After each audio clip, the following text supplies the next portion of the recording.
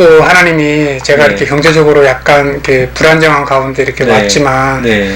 아이들도 경제적으로나 교회적으로나 또 가정적으로나 행복하게 다 안정시켜 주시고 하나님께서 이렇게 다 돌보시더라고요. 네. 제가 못 돌보니까 감사하죠.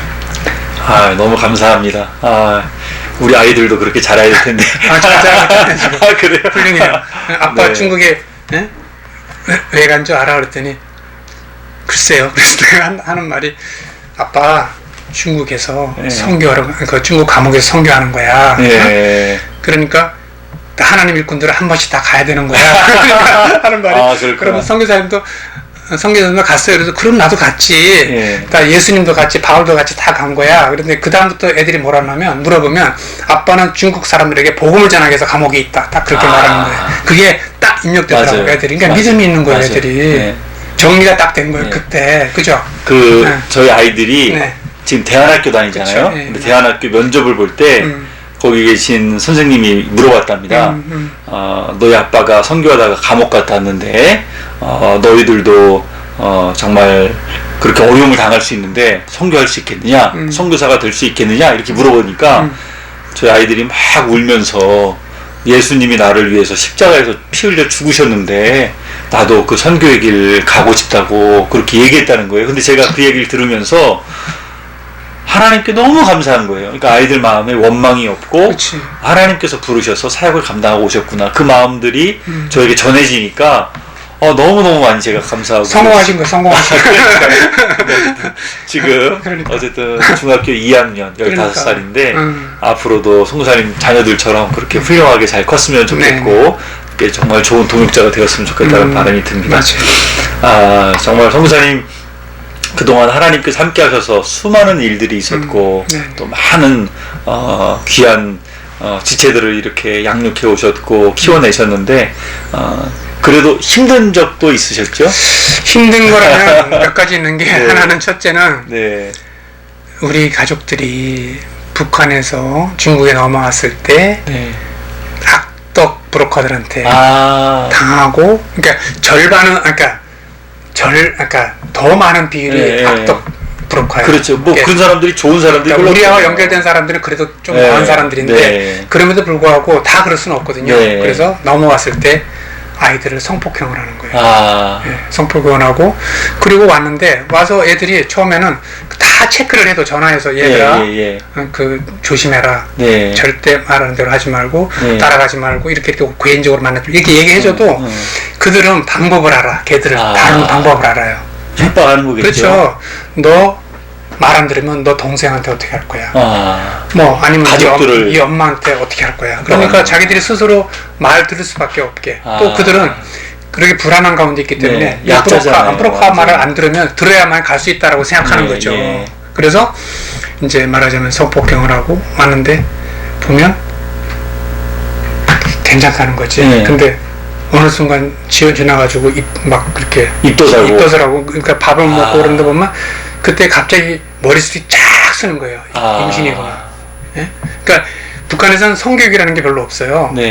그래서 임신은 어떻게 되는지 또 증상이 어떤지 그것도 모르는 거예요. 근데 그랬을 때가 정말 가슴 아프죠.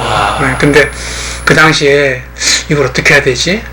나는 이걸 지워달라는 거지. 근데 제가 기도해보고 아무리 생각해도 그러면 내 자식이면 어떡할 건가 깊이 생각한 거 그랬더니 4주만 지나면 제가 옛날에 우수를 배울 때 그걸 본 거예요. 4주만 지나면 팔다리가 달려가지고 막 이렇게 석션을 막 잡아 막 도망가더라고 이게. 그래서 4주만 있으면 살고 싶어 하는구나. 그래서 이건 아니다. 그래서 너희들 그때 생명체니까 애를 낳거나 낳아서 입양을 시키거나 아니 너희가 키워라. 그럼 우리가 도와줄게. 그렇게 해서 한 번도 낙태를 시켜준 적이 없어요. 그거를 이제 우리가 정책으로 생각한 거죠. 하나님 앞에서 이렇게 하는 게 맞다는 거죠. 그런데 어떤 아이들은 입양을 시키고 어떤 아이들은 데리고 살고 근데 그렇게 또 밝게 하면서 자기가 당했던 거를 예수를 믿으니까 용서하는 거예요. 또 그놈 내가 잡아가지고 어떻게 해줄까 그랬더니 아니요 저 용서해요. 아. 그러는 거예요. 성사님이 복수해 준다 그러니까. 네네. 그 한국에 나온 거 어떤데 네. 내가 알았거든. 아니까. 알았단 말이에요. 그러니까 내가 잡아와서 혼을 내줄까 그랬더니 아니요, 나 용서할 거예요. 네. 그러니까 아이들이 떳떳하게 사는 거예요. 네. 그래서 그때 그 순간 그러니까 아이들이 그 성폭행 사실은 그 상처라는 게 평생 가거든요. 그게 너무 가슴이 아파서 그게 제일 괴로웠던 그런 순간이라고 하면은 그게 딱 지금 생각나는 게 그거가 제일 고통스러워요. 그때가. 예. 그리고 또 하나 짚는다면 네. 그렇게 하나님을 뜨겁게 만났고 막 그렇게 하나님 앞에 살겠다고 하는데 그 결단하고 고백하고 한국 와가지고 이렇게 핵가다. 예. 그러면 진짜 정말 힘들죠. 정말 힘들죠. 가슴이 아프죠. 네. 그게 중국에서 죽거나 한국에서 타락해서 지옥 가나 똑같은 건데 네. 그렇게 참 아이들이 그전에는 정말 눈물로 흘리면서 기도하고 막 그랬던 아이들이 세상에 타락에 빠지고 그럴 때가 또 가장 고통스럽죠. 네. 그 두 가지라고 할 수 있어요. 대표적인 게. 네. 네네. 맞습니다. 성도 살기에 있어서 영혼이 주님을 만나 변화되는 게 가장 큰 행복이고 가장 큰 감사 제목인데 저 같은 경우에도 예지원에서 양육하다 보니까 어떤 자매가 처음에는 몰랐어요. 근데 나중에 고백을 하는 거예요. 자기가 한국에 가는 목적을 누구를 죽이러 간다는 거예요. 그러니까. 왜 누구를 죽이러 가냐 그랬더니 자기가 배신당해가지고 북한에 있을 때 막 고통당했던 이야기들을 하더라고요. 근데 들어보니까 마음이 아프긴 아프더라고요. 근데 그런 목적으로 한국에 가면 안 된다라고 이제 했는데 어쨌든 하나님을 만났어요.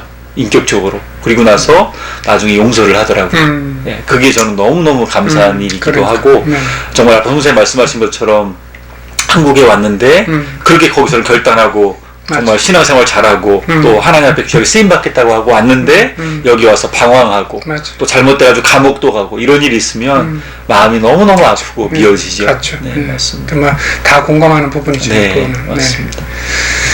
그럼에도 불구하고 선교사님 또 원칙 중에 하나가 선교사님 끝까지 사랑한다 라는 마음들을 가지고 네, 그거를 계속 저희에게 또 알려주셨고 또 말씀해 주셨는데 그 부분 잠깐 나눠주시죠. 사실 우리가 사람이 사람을 변화시킬 수 없다고 생각해요. 하는데 제가 이제 그걸 하나님 예수님 앞에 그 약속을 한 거죠. 예수님은 십자가에 달리실 때 얼마나 외로웠을까.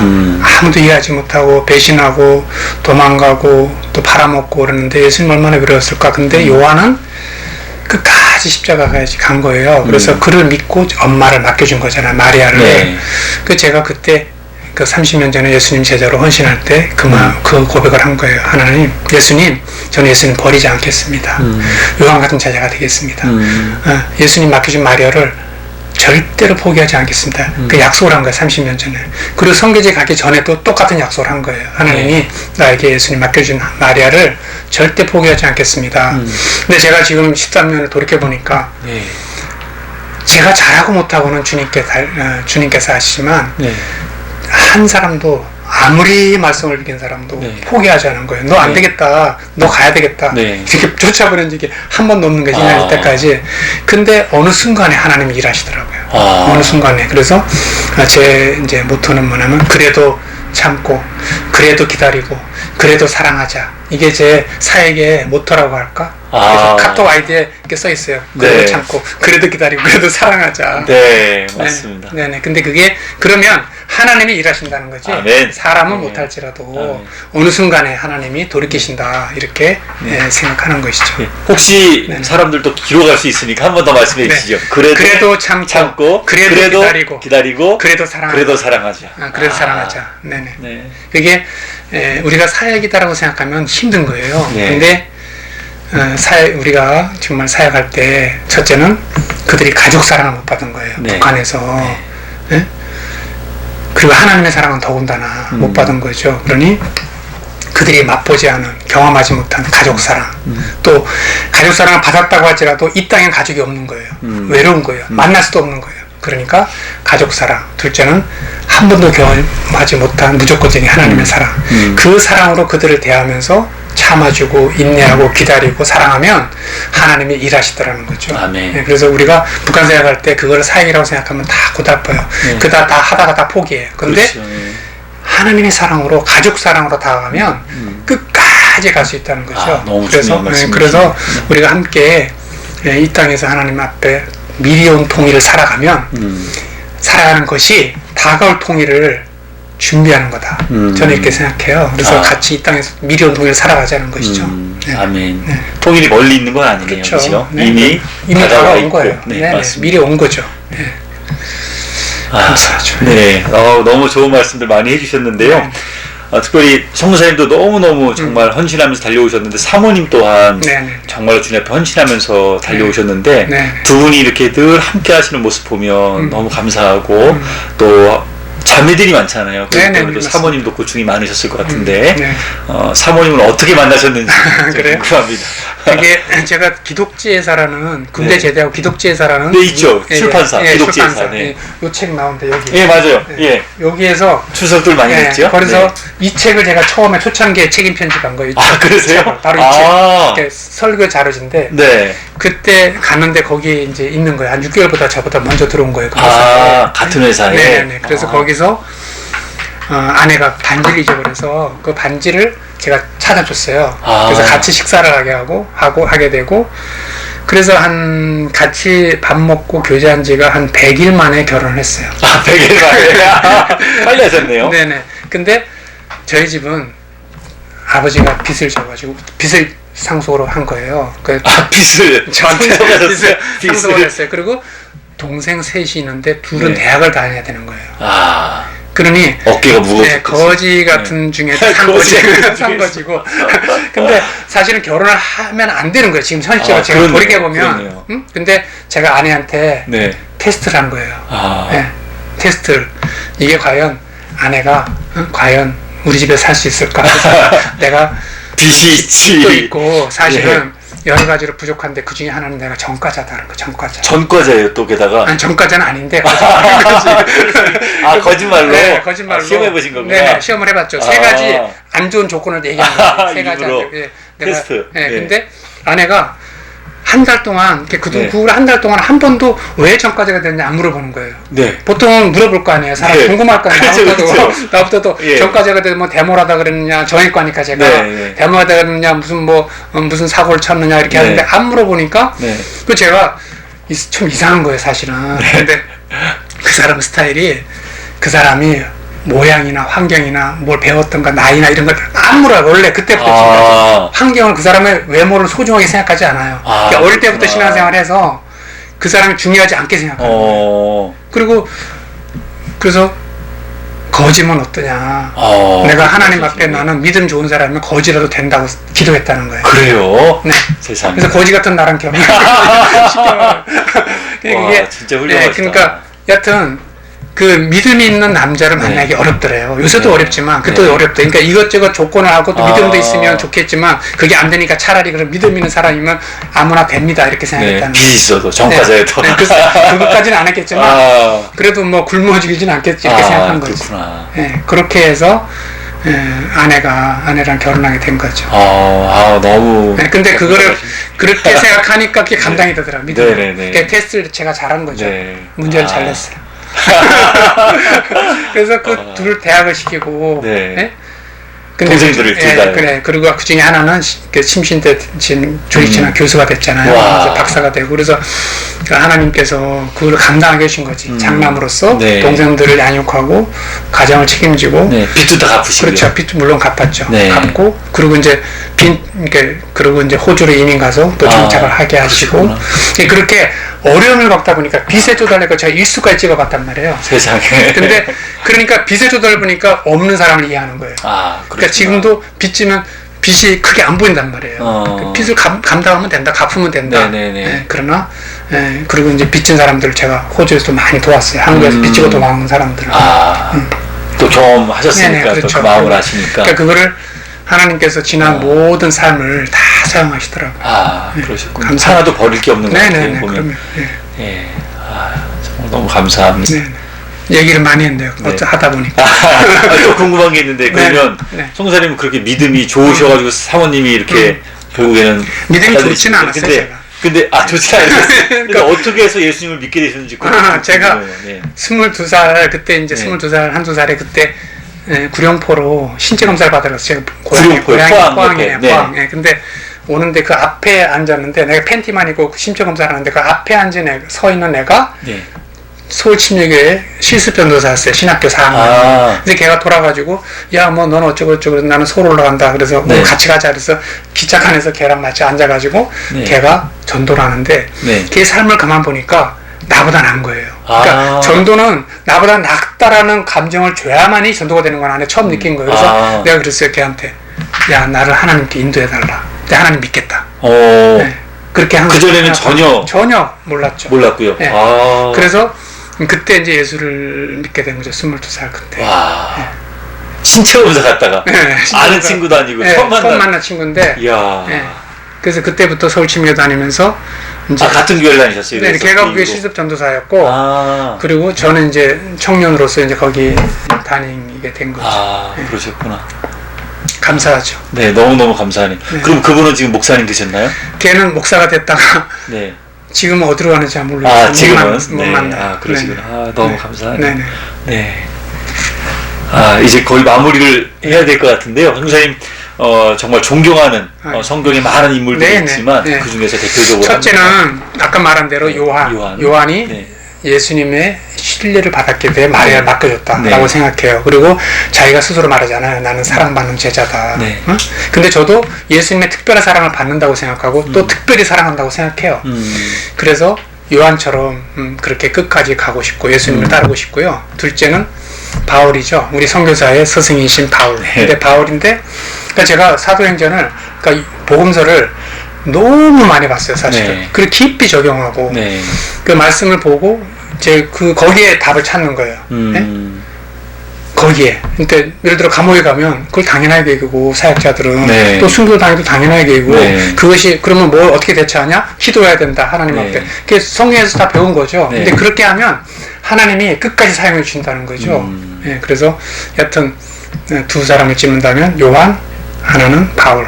그들을 저희 선생으로 생각하는 거죠. 그리고 물론 가장 선생님은 예수님인데 예수님을 그들이 배우고 따른 그 제자들로서는 저는 그들이 본이 된다라고 생각하고 저도 끝까지 선교사 목사 이전에 예수님의 제자로 살려고 하는 그런 마음이 가장 많은 것이죠.